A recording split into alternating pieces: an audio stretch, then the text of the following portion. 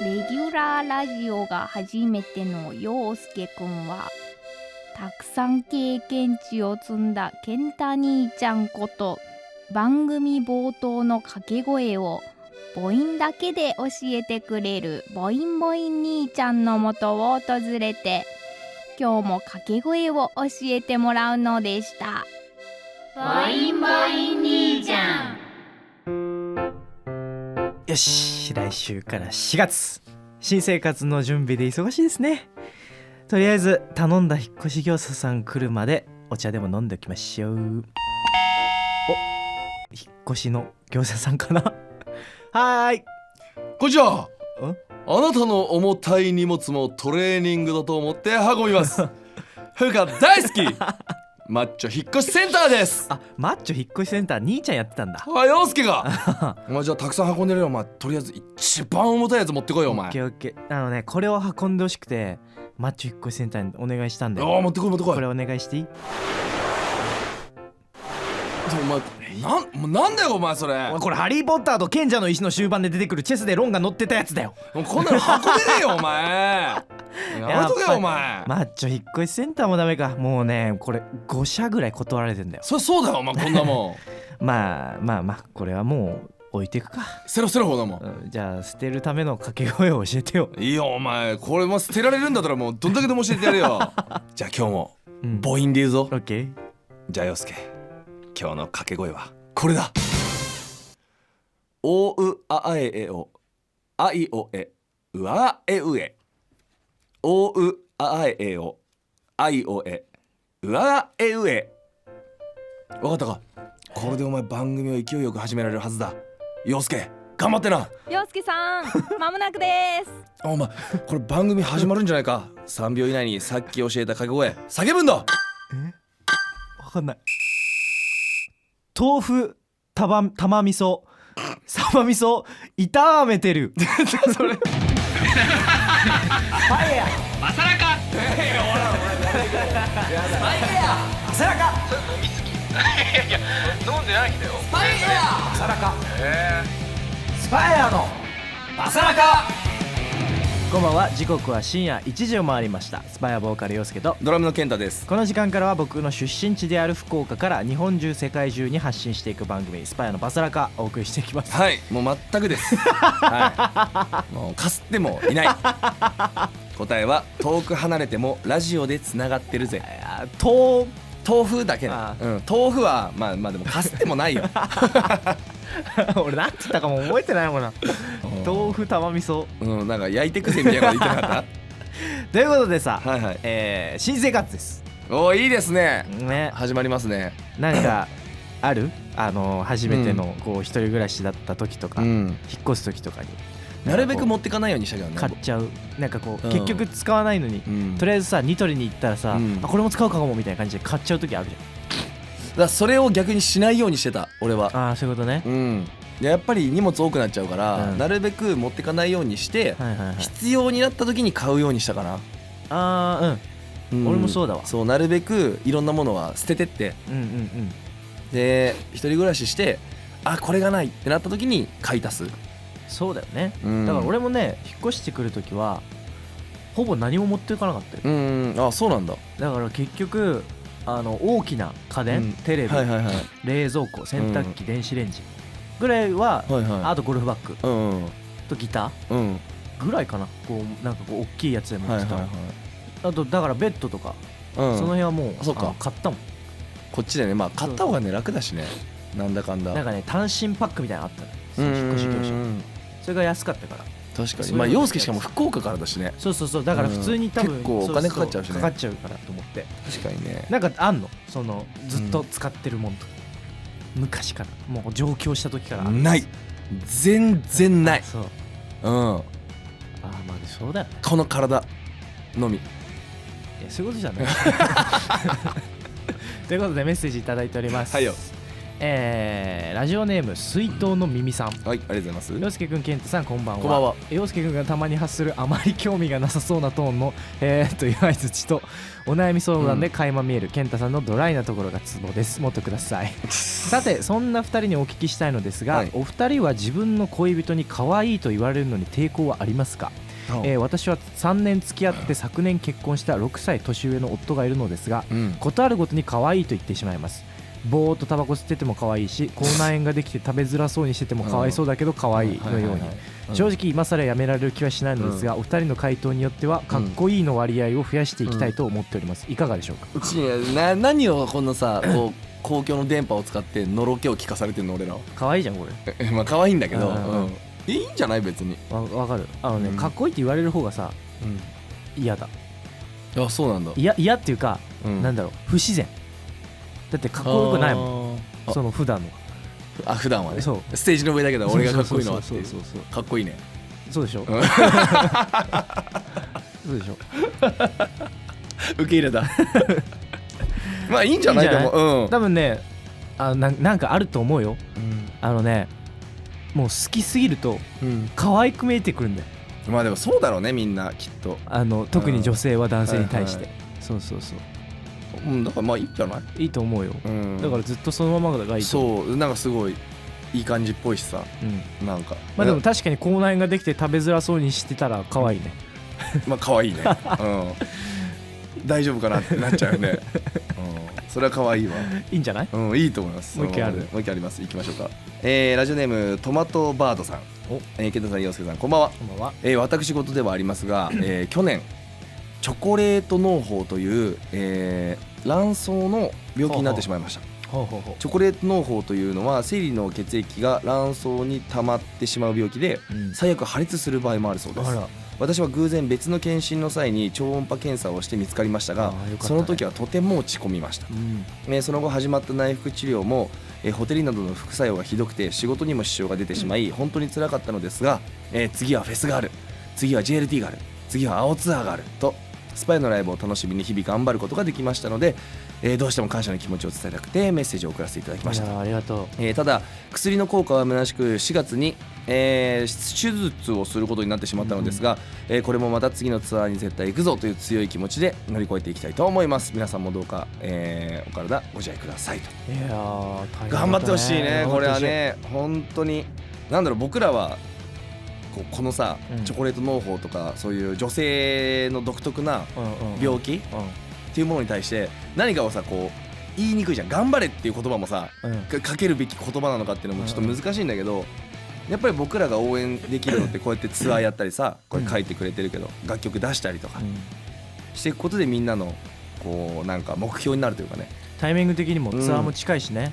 4月の手術だったら。だからぜひこう手術にね成功して、体もね良くなって、今回はあれでしょ、椅子の席もあるんでしょ確か。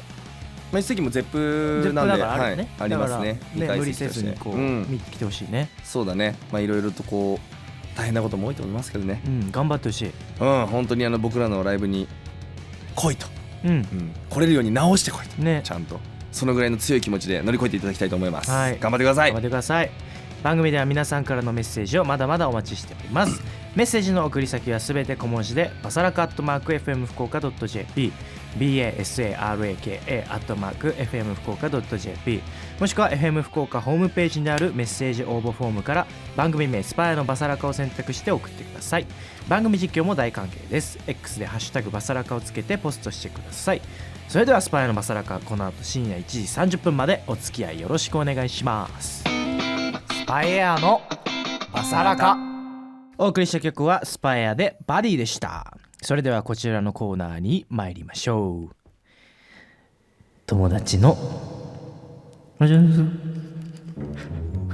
のコーナーは皆さんの周りにいる友達から聞いたことを送ってもらうコーナーです。僕たちはあんたの話でしょうねってことは言いません。ぜひ友達から聞いた恥ずかしい話を教えてください。ということで今週もいただいております。ラジオネームシタンさん。はい、ありがとうございます。これは友達の話なんですけど、高校生の頃にある YouTuber にハマっており、その YouTuber の企画が離乳食を食べてみるというのだったそうです。友達は少々天然なところがあるのと、昔から幼児食について興味があったので早速一つ購入。しかし食べる機会などなく、机に置いていたそうです。1週間後、両親から呼び出され言われた言葉は、もしかして隠し子がいるのかでした。なぜそんなことになったのか分からず、否定しても日頃の行いが良くないせいで信じてもらえませんでした。そう、両親は離乳食を見て友達に隠し子がいるのではと疑っていたみたいです。なんとか説得し、隠し子はいないと理解してもらえた友達でしたが、本当に子供がいる母親になった今でも、こっそり離乳食食べてないね、この子たち以外に隠し子いないねと確認してきます。これ友達の話なんですけどねっていうことで。面白い、これは。面白い。もうなんかある種の癖だよね、これはもう。そうだよね。可愛いわ。確かに可愛い癖です。まあね、まさか、ね、このご両親からしたらさ、大の大人がね食べると思ってないよね。思わないからね。それは確かにびっくりするよね。缶が1個だけ置いてあるわけでしょ。でも日頃の行いが良くないせいで信じてもらえませんでしたって。何やってんの、何やってんのよね。でもまあでも離乳食なんかさ、その赤ちゃんが食べやすいようにしてるものじゃん。そうだよね。まあ体に悪いわけないよね。悪いわけない。むしろなんならすごい健康食なんじゃない？食べてみようかな。いいんじゃない？それこそさ、断食前とかのさ、断食から回復する時の回復食とか、多分そういうイメージに近いと思うんだよね。多分確かにそう、ドロドロで噛まなくてよくて消化にいいものになってるはずだから。なるほどね。そういう時にね、もしかしたら離乳食代用できるかもしれないね。そしたら友達が誰か俺ん家に来たら、隠し子すごい離乳食の缶パンパンになってるよ。確かにそれは間違えられるね。間違えられるかもしれない。気をつけましょう、その辺はね。はい、そしてもう一件来ております。ラジオネーム文ちゃんさん。はい。健太さん、陽介君、こんにちは。こんにちは。これは友達の話なんですけど、大学時代その日は近くの川で花火大会があり、大学敷地内でも浴衣のカップルをちらほら見かけていました。友人は軽音で、バンドをやっていて、その日も教室での練習と片付けを終えて帰りに部活棟トイレに寄りました。夜もそこそこ遅かったので女子トイレには、友人一人だけ、やや奥の個室に入り用を足そうとしていると、入り口付近の個室に入る音とともに明らかに一人ではない声が。なぜかとっさにいることがバレちゃまずいと思った友人は息を潜めてその様子を伺っていました。小声なのでよく聞き取れない中、浴衣がと女性の声と、女子トイレなのに男性の声もします。ごそごそ続く物音と、何やらだんだんと怪しげな声。これは今出ないと最後まで聞かされると思った友人はバッとドアを開けてバタバタと逃げてしまいました。その後トイレにいたカップルの空気を思うといたたまれませんが、あの時友人はどうするのが正しかったんでしょうね、ということです。いや、それはそのカップルが悪い。悪いよ、それは悪いよね。捕まってもおかしくない行為ですから。あとさ、やっぱさ、俺昔から思ってたんだけど、女の子がさ浴衣を着るまでのさ努力ってすごいじゃん。すごいよね。それ考えるとさ、それと性欲天秤にかけた時に、性欲の方が勝るかねって俺は思ってて。だってさ、結構時間かけて浴衣って着るじゃん。そうだよ。で若くてもさ、それ高校生でも知ってるよ、それね。大変だもんね。そう朝からさ髪型もやってさ、でいろんなさ着付けしてさ、でその日に目指して可愛い自分を彼氏に見せたいって思って準備するわけじゃん。それをさ、うわめっちゃ可愛いねって、それは最初男は言うよ。そのいつも見ない格好にさ、ときめき、でわからない、ジュニアが反応するのかもしれないけどわからないけども、来たーってなった時に、このちょっとでもさ、この浴衣を着るだけにどれほどの労力をこの子はかけてきたんだっていうのはよぎれば、お家帰ってからにしようかっていうその気持ちになるわけじゃん。いやそこで我慢するのがまたいいんじゃない？そうね。だから文ちゃんさんはよかったんじゃない？だから多分それ続きできなかったと思うよ。さすがにもう追い出すとかね。トイレやでここって。でもさ、今の時代さ、何されるか分かんないじゃん。怖いよね。やっぱだから強めのノックでもいいかもね。自分の壁をガンガンガンガンっつって叩いて、でも俺走って逃げる。もさ、うんたまにあんのよ。その個室入ってる時に、こうさショーをする方ですもんね、わちゃわちゃ入ってきたみたいな時に、なんか俺もそのタイプになっちゃうのね。一瞬こう、黙んなきゃみたいな。ああはいはいはでもやっぱこう出るタイミングみたいなのあるじゃん。だから俺わざとうるさくトイレットペーパーをガルガルガルってやいるぞっつって。そうそうそう。いやでもねこれはすごいね。いやもうそれはそのカップルがもう気にしなくていいです。アホだよ。カップルっていうか男はアホだよ。男はアホですね。本当もうちょっと考えよう世の男は。考えよう。ということで、こんな感じで皆さんが友達から聞いた話を教えてください。はい、お願いします。僕たちは決してあんたの話でしょなんてことは言いません。ぜひ友達が言っていた恥ずかしい話を教えてください。皆さんが友達から聞いた話お待ちしております。それでは今日は健太チョイス。はい、文ちゃんさんのお友達のね、話からこういうことは家に帰ってからゆっくりしなさいということで、シャラン級でシングルベッドスパイエアのマサラカ。お送りした曲はシャラン級でシングルベッドでした。陽介健太のお悩み相談。この時間からはリスナーの皆さんから送られてきたお悩みに答える陽介健太のお悩み相談です。今週もお悩みいただいております。ラジオネームあゆみさん、ありがとうございます。健太さん、陽介くん、こんばんは。バディ MV 見ました。めちゃくちゃかっこよかったです。ツアーまで待ちきれません。健太さんに相談です。つい先日、ぎっくり腰をやってしまいました。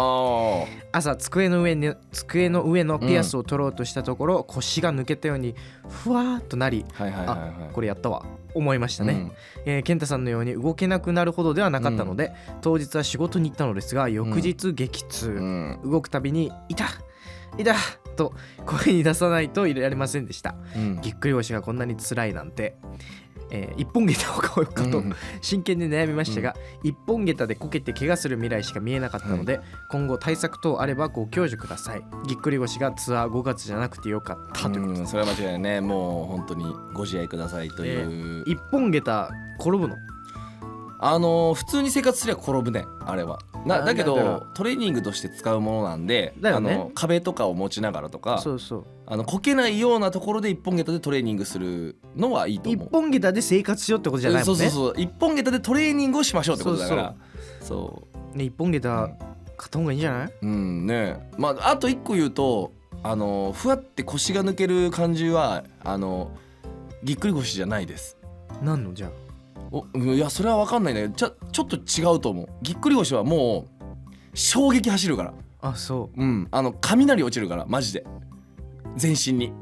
そういうことね。そうだからふわって痛いなっていう感じじゃないのよ。いやもうだから諦めたってことじゃないの。電撃が走った、いやでもね動けないから一歩も。そうなんだ。そうその瞬間に多分慢性的などっちかって多分腰痛のがこうキャパをオーバーしちゃったのかな。そう的なことだと思うから、どっちかっていうとやっぱストレッチとかじゃないかなと思う。あと適度な運動。そうだね、確かに。そうでも俺は完全にぎっくり腰になった理由が分かってるんで、自分の中で。あれでしょ、車いじってやつ。そう車いじって同じ体勢で6時間ぐらい体ひねった状態で車をいじってたから、絶対それなんですよ。確かに。そうだからそれを僕はもう学んだんで。そうだね。なんかそういう感じの、あれだもんね。ぎっくり腰っていう感じじゃないよね。そうだ、多分その運動不足とかだと思うんだよね。普段から実は腰はやってて、でもそれは気づくほどでもなくてみたいな感じで、でそうやって無理な体勢した時にっていうことだと思う、ね。そうふわって抜けちゃったんだと思うんで。いや一本下駄買った方がいいんじゃない？買って良くないことはないでしょ。あれはね本当にねめちゃくちゃ難しいから、立つのだけで。そうその場で足踏みしたりとかして腰をいたわってあげるっていうのが一番いいかなと思います。なので気をつけてください。お気をつけて本当にね。もう一件来ております。ラジオネーム寝る前には乳酸菌飲料水さんから。スパイの皆さんこんにちは。中学生の頃からファンをしているしがない就活生です。僕は昔から何かを始めるまでが遅く、手遅れだと気づいた頃には周りと差が開いてしまっていたということがよくあります。皆さんは今までこういった経験はあるでしょうか？あればどのように解決したか、皆さんの経験をお聞きして参考にしたいですと。そのスピード感ね。そういうことだよね。始めるのが遅かったっていうことだよね。いやどうなんだろう。これさ俺毎回こういうの思うんだけどだから就活生だ、就活するタイミングが遅かったとかいうことなのかな。まあ分かんないんだけど、まあだからあれなんじゃない、こうインターンに行ってなかったとか、ああそうだね、きっとそういうことなんだと思う。いやそれはね、ただ、スピードが速いやつが目立ってて、そこばっかりを見過ぎなのよ、世の中の平均値で考えた時って、そういう人もいっぱいいるし、ゆっくりな人もいるし、普通の速さの人もいるわけじゃない、そういうのがあれして平均になってるから、だからその平均値を見た方がいいのかもしれない。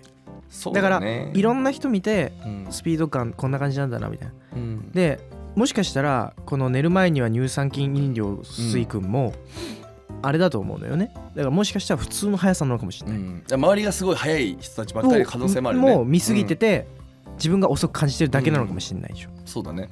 だから別にいいんじゃない、だからやるって決めたところからやり出せば本気でいいと思う、そうだね、でさらにこういうさ就活とかさ期限が決まってること、要は、受験勉強とか、ここまでにやらなきゃいけないっていうことに関してはやろうと思った時から本気でそこに向かってやる、でいいと思うし、そういう期限がないもの、なんか技術的なこととか、っていうのはなんか別に遅かったとしてもそれをコツコツやってる人がやっぱり一番勝つから、最後に、俺はだからあれだね、カレンダーに入れてる。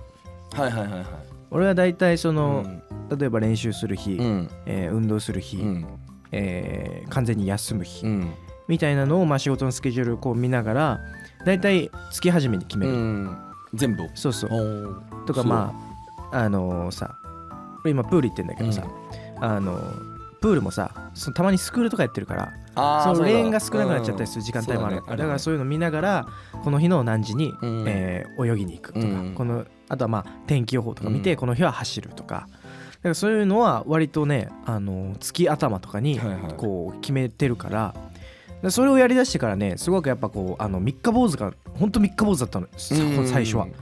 それをやりだしてから全然ちゃんとできる、ちゃんとなるようになったし、計画を持って考えてちゃんとやるね。そうやって見るとやっぱこう、裸で自分の鏡を見た時に、やっぱちょっとここシュッてなってきたなとか感じるから、ちょっとここシュッて なると感じるから、だからスタッフを見てるなこれはそうだから、俺もこのタイプだと思うから、俺はだからそういう感じにした。確かに、ね、だから結局それってただ自分のペースだから、自分のペースしか見てないわけじゃん、だから受験勉強だったりそういう就活とか、何かこう目標があるときはで、なんかとりあえずいついつまでにこうしたい、だったらそこに関してじゃあ今月はこういうプランでいくみたいなのを、俺はカレンダーは毎日見るじゃん、見るでしょ、大体今日は何があるかなと、だからカレンダーに入れちゃうんだよもう、だから今日これしなきゃとかあれしようとか。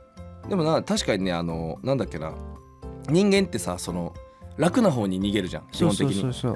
でカレンダーとかそういう計画を決めるっていうのは、1日後単位で考えた時の、要は楽な方に逃げる行為なわけだ。要は月頭に全部予定を決めると、要は30日あるうちの1日だけ苦労するわじゃん、そのスケジューリングする日、1日に。ただ2日以降はカレンダーを見るだけでいいから、見るだけ、ただやるだけで、ただやるだけだから続くんだって、なんかで見たよね、そうだからすごくいいと思う、そういうのは。だからそういうことで自分のペースでやっていけばいいんじゃないかなと。カレンダーを使おう。そうしよう。カレンダー使ってみて、カレンダー使って、逆算してまず1日だけ苦労する日にちを作る、そうでその間に全ての予定を決める、それがいいと思う、いいんじゃないですか。ぜひやってみてください。はい、頑張ってください。ということで番組では皆さんからのお悩みも募集しております、小さなお悩みから大きなお悩みまで幅広く募集してますので、気負わず送ってみてください、皆さんからのお悩みお待ちしてます。スパエアのマサラカ。お送りしているのはスパエアでオレンジです。今日はこの曲に乗っかりながらエンディングです。なんか一番手応え感じたわ、今回のお悩み相談、カレンダーめっちゃ明確じゃない？明確。そうね。今までやっぱちょっとふわっとしてたじゃん。そんなことないよ。いや違うよ。正確だったよ。違う。正確にビシッと解決してたから。いや違う。ビシッとやりながらも、なんだろう、幅があったじゃん。ないよ。ある。ないよ。じゃあ健太が直線を書いてあると俺が広げてたの。今日はねもうこれをやってみようっていうね。だから珍しく俺がこう直線だった。いいと思います。いやいいと思います。皆さんぜひお悩みたくさん送ってください。お願いします。そして現在我々スパイアのあれどうしたバディです。バディね。現在ドラマ問題物件の主題歌バディが各種音楽配信サービスだいぶオレンジに引っ張られた今。この曲を引っ提げて、今年5月から7都市での全国ツアースパイアツアー2025バディ開催決定しております。福岡公演は5月17日土曜ゼップ福岡です。そして全国ツアーにて会場限定 CD バディ発売決定しました。こちらツアー会場でしか手に入らないスペシャルアイテムとなっておりますので、詳しくはホームページをチェックしてください。そして7月19日土曜日こちらナンバーショット2025に出演決定しております。我々ノボセモンステージにて出演予定でございますので皆さんぜひ遊びに来てください。お願いします。今日もたくさんのメッセージありがとうございました。番組では皆さんからのメッセージをまだまだお待ちしてます。メッセージの送り先はすべて小文字でバサラカ@fm福岡 .jp basaraka@fm福岡 .jp もしくは FM 福岡ホームページにあるメッセージ応募フォームから番組名スパイアのバサラカを選択して送ってください。番組実況も大歓迎です。 X でハッシュタグバサラカをつけてポストしてください。そしてこの番組は YouTube や音声配信サービス Spotify やラジコでポッドキャストも公開中です。再編集版の番組本編や番組収録前のアイドリングトークなども配信してますし YouTube の方では字幕付き多言語翻訳も対応してますので世界中のお友達にどんどんおすすめしてください。ということでこの時間のお相手はスパイアボーカル陽介とドラムの健太でした。それではまた来週。